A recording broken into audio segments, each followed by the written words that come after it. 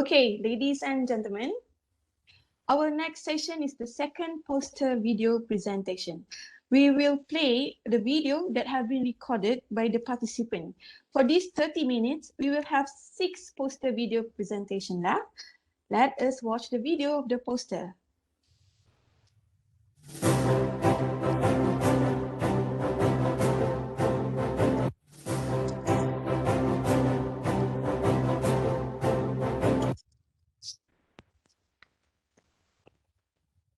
Assalamualaikum warahmatullahi wabarakatuh. Today I would like to present my poster entitled Breast Cancer Diagnosis Using Enhanced Decision Tree and Association Rules. Before I start, I would like to introduce myself. My name is Syahiratul Amalina binti Abdul Karim and my supervisor is Dr. Putri Nur Eliza Nohuddin. Background of my research is about breast cancer. In today's modern high-tech era, the development of innovation in the field of medical diagnosis is very rapid. New technologies have been combined with medical tools to improve diagnostic performance. However, the death rate of women due to breast cancer has increased dramatically in recent years. There has been a significant rise in the number of breast cancer cases over the last few years. In worldwide, there are 1.67 million new breast cancer in women in the year of 2012. This morbidity accounts for about 25% in all cancers. However, it can be the most rated malignancy if detected early. For the problem statement, the various computer-aided diagnosis algorithm has been proposed for automatic differentiation between benign and malignant tumor, based on either features from images extracted by radiologists or on features of image extracted by computers. Different data mining techniques such as logistic regression, decision trees, random forest, Bayesian network, and multilayer perceptron have been used for classification and prediction to assist experts in diagnosis. The level of CAD classification is important because of the accuracy in the process of classification of breast tissue. However, the development of classification technique need to be improved. Based on the feature selection point of view, the algorithm for relevant feature selection become a major problem. Feature selection is a challenge. The diagnosis of breast cancer of mammography and effective features are very important. Thus, the incorporation of algorithm for feature selection process will increase the accuracy of the algorithm for classifying the breast tissue. This is because of the rules generated with effective constraints are needed to improve classification accuracy. Hence, the objective of this research are first to determine an effective feature selection method for data classification features. Second, to develop an enhanced hybrid classification technique using decision tree and association rules. And third is to verify and validate the proposed enhanced techniques. Now I proceed with the methodology. In order to achieve the first objective, a recent systematic literature review on feature selection algorithm are conducted and summarized to find an effective algorithm. This study only focused the use of feature selection technique that use data from medical imaging. Next, for the second objective, in order to develop an enhanced hybrid classification technique using decision trees and association rules, we can see the research methodology from figure 1. For figure 1, the first phase is collection of the image from the hospital UKM, where the database of the patient of breast cancer collected, where the image contain tumor recognized by professional radiologists. Next is pre-processing. Procedures such as denoising, enhancements, and segmentation will be conducted. Next, the second phase, image characteristics such as mean, variance, standard deviation uniformity, smoothness, and others will be extracted. The extract features are selected using a new optimization algorithm in feature selection to get the most suitable features. Next, the optimal rules is obtained using association rules algorithm from the most suitable features is obtained.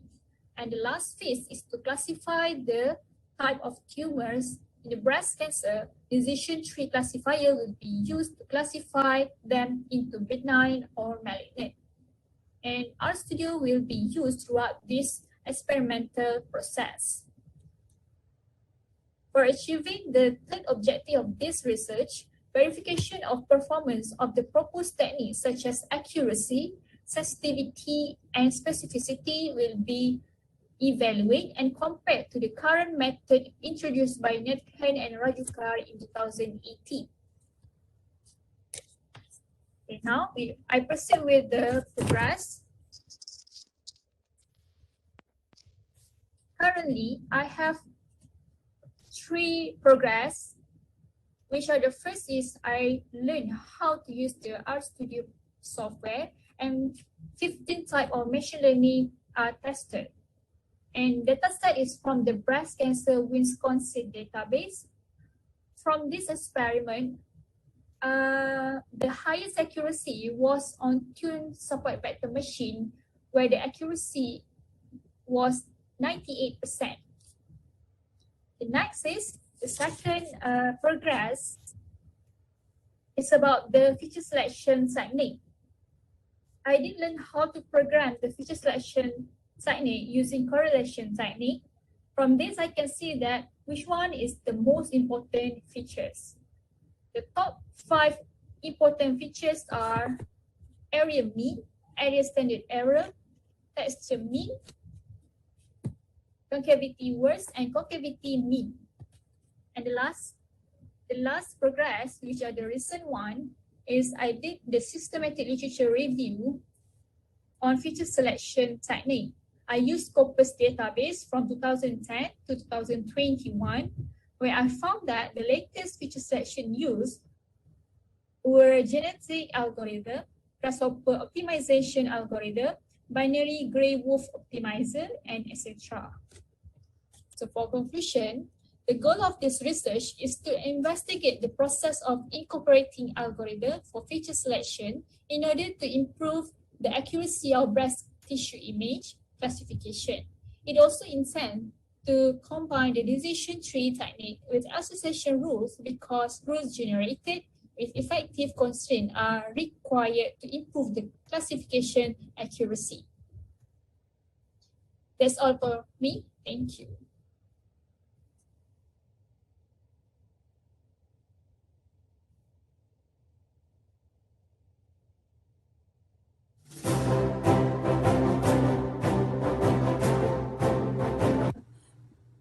My research about developing a guideline for designing learning information screen to support visual learning in Islamic museums. Museums act as a powerful learning environment that contributes to both social and economic development. Recently, the Kingdom of Saudi Arabia, in their Vision 2030, aims to capitalize on their cultural heritage and entertainment in optimizing quality of life and improving economy. However, it has been proven that the museums are experiencing low-level use of modern information technology. Therefore, this study aims to understand the design of learning information screen at Islamic museums in Saudi Arabia to support visual learning through a qualitative research design. The objective of this study are to identify the current problem to visual learning for visitor and to identify the visual design principles applied in designing the learning information screen and to evaluate how museums learning information screen models support visitor learning process. The research framework of the study. There are 3 fundamental requirements in understanding the design interface of learning information screen. The first fundamental requires the input from three types of informants. The second, highlight of 7 visual principles needed in developing the learning information screen. The third, fundamental emphasis on the visual design principles in visual learning that consist of 4 elements. The research methodology. This study will be qualitative and will adopt the design science methodology and will be done in 3 stages. In the first stage, the research will seek to identify the problems and the motivation of the research. The second stage will include data collection of the primary data that will be collected using empirical work, semi-structured interview, observation, and literature review. The third stage will delve into the predicted result of the study. For the result, the data collected during the interview serves a major role in understanding the design of the interface for learning information screens at Islamic museums in Saudi Arabia. Results from the interview show that information screens are significant for the analysis in Saudi Arabia consideration when looking for a solution in developing its tourism sector, the quality of its museums and mostly integration of technology using technological gadgets for display is seen as a great competing factor between museums.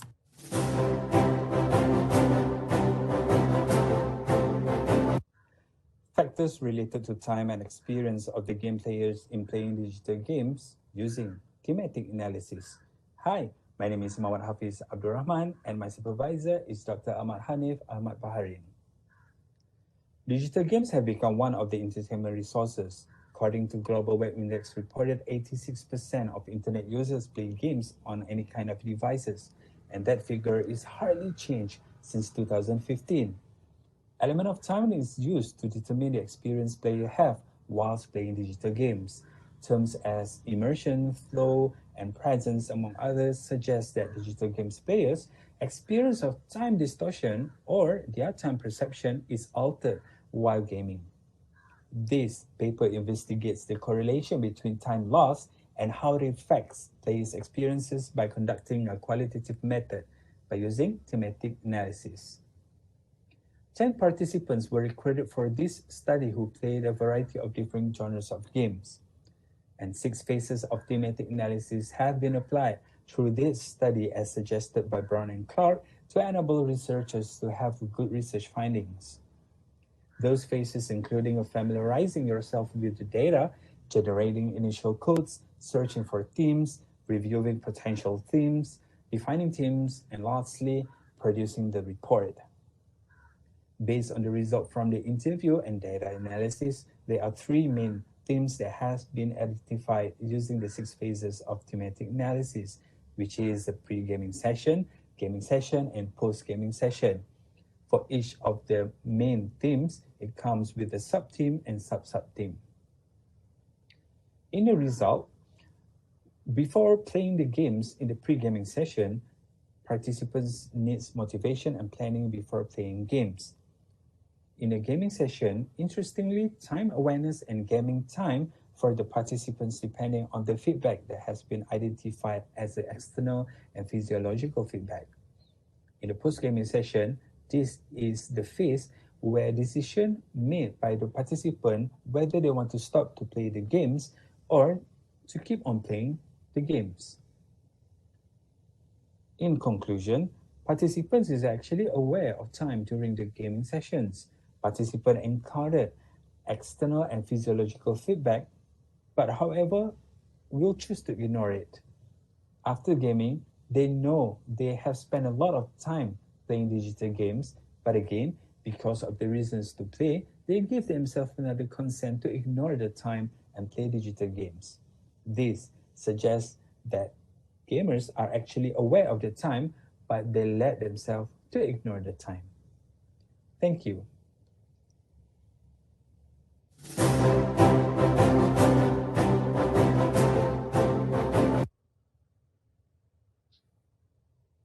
Hello, Assalamualaikum warahmatullahi wabarakatuh. My name is Saifuddin Muhammad. My supervisor is Dr. Putri Nur Eliza Nahuddin. I'm currently pursuing a PhD in Institute of IR 4.0 UKM with the title A Framework of Procurement Analytics for Fraud Collision Prediction. Okay, let us start. Data analytics for government is a rapidly evolving field in the world and is offered to uncover powerful and effective methods for optimizing governance. Procurement is one of the crucial areas that requires data analytics to tackle the issues such as increased work efficiency, reduces disputes, prevent fraud, corruptions, reducing time, and so forth. Various countries around the world invested their money and resources to enable and implement e-procurement, such as Malaysia, we have e-Perolehan, Korean, they have CONEPS, JEP of Belgium, Canada, MERX, and Japan, JETRO. The implementation of e-procurement contribute numerous benefits through greater transparency in procurement works and services, prevention of fraud and corruption. But there are limitations that exist in most existing e-procurement, such as the evaluation part of procurement. Hence, it actually limits the full benefits to full automate the entire process of the procurement. To overcome these problems, this study was conducted to help the evaluation committees to make decisions in identifying fraudulent companies that make tenders and quotations. This method is developed using machine learning and it uses data from e-procurement system. Okay, let us see the objective of this study. The objective of this study is to identify the effective techniques in machine learning model to detect collision fraudulent in procurement. Second one, to develop a conceptual framework to detect the collision fraudulent. The last one, to evaluate and validate them by using a case study data. Okay, current progress. We have received an approval from Ministry of Finance about the e-Perolehan data, and then currently developing system literature review, which is comprises of 5 databases, and then we have submitted paper to 7 International Visual Informatics Conference 2021. Okay, this methodology of this study can be divided into 6 phases. The first one is business standings. Second one, data understanding. Third one, data preparation, modeling, evaluation, and the last one, installation. Okay, the output of these studies is a framework. Okay, basically, once we got the data from e-Perolehan, that data will be cleaning and it will be formatting and standardization based on the requirement of appropriate rules generator. It's actually an association rules. So once we put the data in the model, so it will be like the output will be fraud related rules. So these fraud related rules, there will be consist of fraud data, fraud results and non-fraud results. So from these results, it can be filtered and selected by using feature selection classifier that will be differentiate between the fraud contractor and non-fraud contractor. So based on these results, it will be visualized as a procurement fraud collision network map. So conclusion of these studies is basically to propose a theoretical framework for procurement fraud collision by incorporating appropriate-based association rules and feature selection techniques. The expected outcomes is a visualization of rules pattern using network mapping for fraud detection, prediction, and decision making. So with that, I would like to thank you.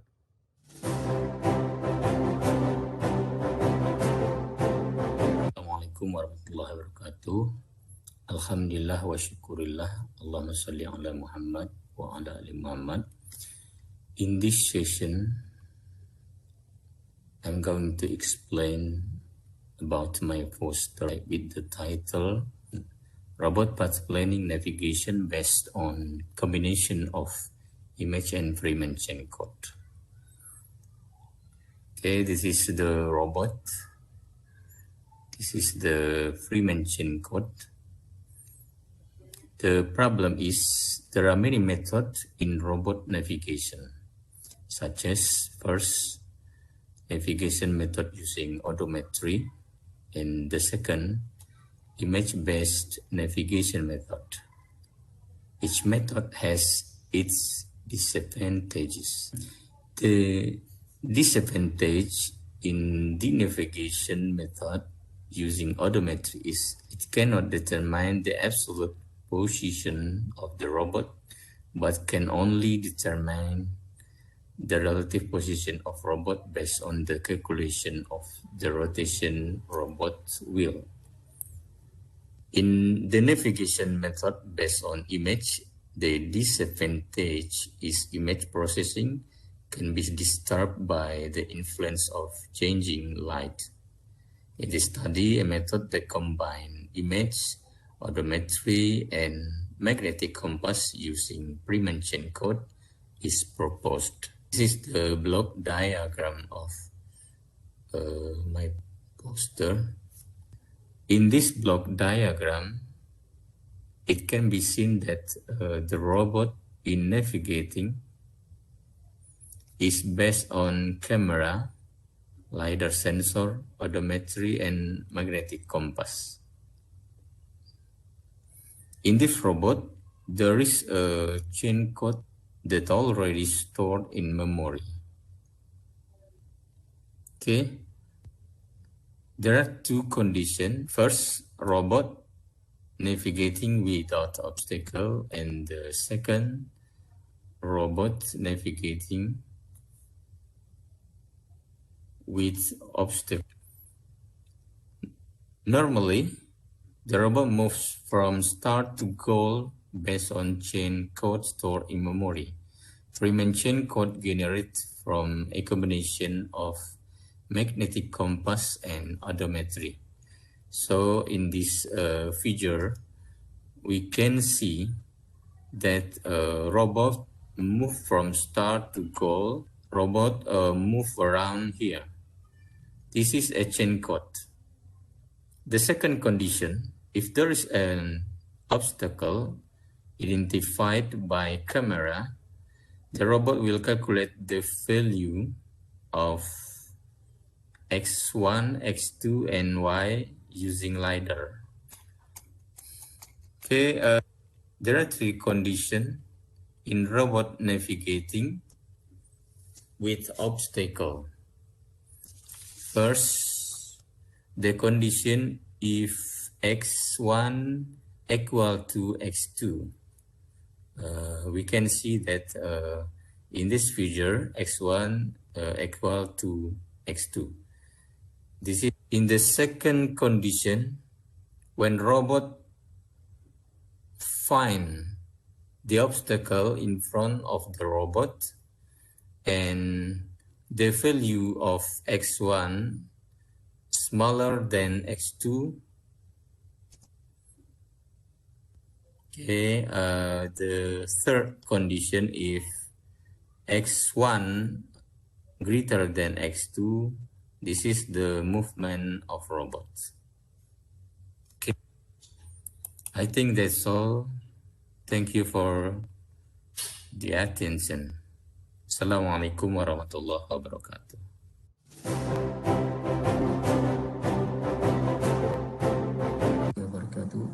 I am Wan Muhammad Umar bin Maisha. I will present about my research regarding topic document content analysis based on random forest algorithm and dictionaries.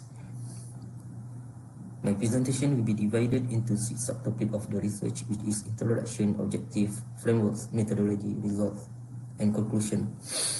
As you may know, we live in an era that everything started to be digitalized. These digitalized record information databases are known as unstructured data. With these mountains of data, with correct technique and procedure, we can turn it into good knowledge that can be benefited by interested party. Here comes the idea on how to classify document efficiently. For this research, I am using one dataset from BBC News that consists of 4 different categories. The objective of the research is divided into 3, which is first, the objective is to determine an effective text classification text technique. Second, to develop the hybrid technique of random forest technique and dictionaries based as a document classification method. Third, to evaluate the proposed technique. For the framework of the research, it is divided into 3 phases, which can be viewed in the framework. For the methodology part, is phase 1 started by collecting document and pre-processing document. Phase 2 is the phase for analyze and train data. Phase 3 is for classification, is for classification technique, and organize the document automatically into folders. For the result, on the first image is the result of TF-IDF words count and weighting across the corpus. On the second image is the result of after text classification using random forest and showing the most word counts appear throughout categories. Third image is visualization of word cloud for each category. As conclusion, this study is aimed to determine an effective text classification technique by doing testing to selected favorite technique by using the same set of document and do accuracy tests. The result of the accuracy test will be used as indicator to improvise the combination of random forest and dictionary-based technique for document text classification and to be evaluated. That's all from me.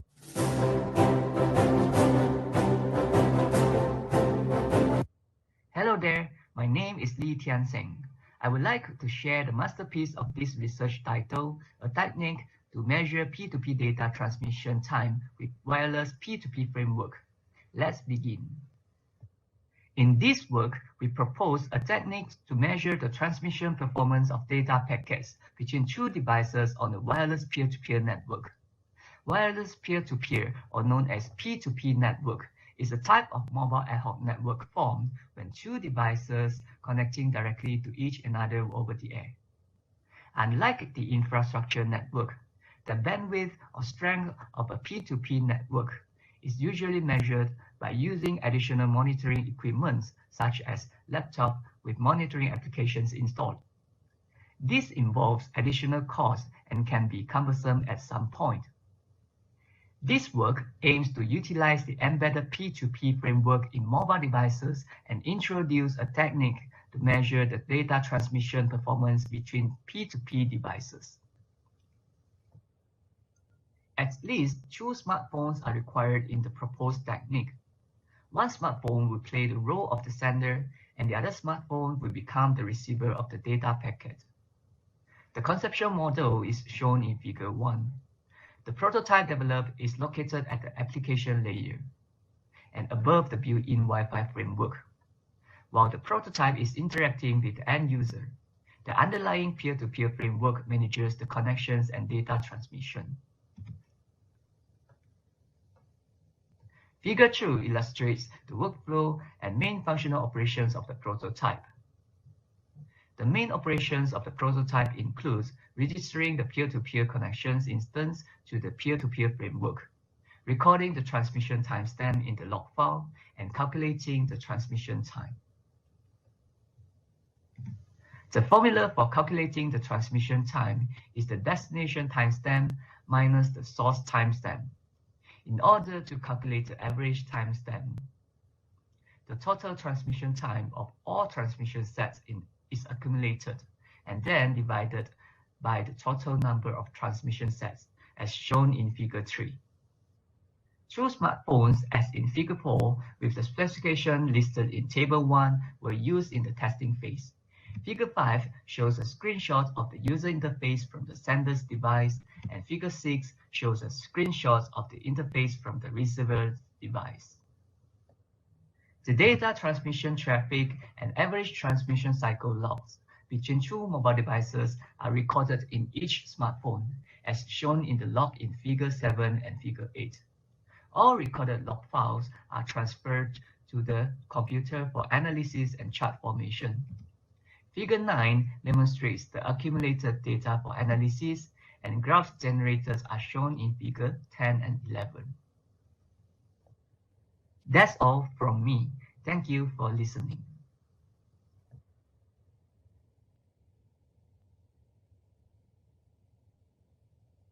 Ladies and gentlemen, those were the videos of the poster presentations for today.